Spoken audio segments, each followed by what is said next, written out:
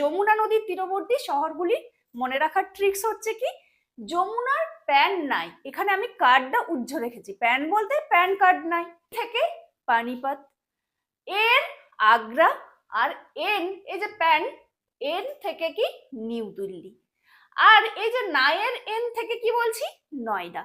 এবার দেখো যে এখানে তোমার কিরকম টাইপের কোশ্চেন এসেছে সেইগুলো একটু দেখে নাও।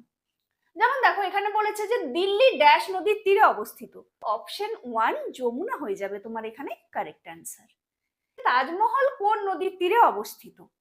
তাজমহল কোথায় অবস্থিত? আগ্রাতে। তাহলে এই আগ্রা শহর সেটা কোথায় ছিল? যমুনার প্যানের এ থেকে ছিল কি আগ্রা, তাহলে সেখানে কি হয়ে যাবে? অবশ্যই যমুনা নদী।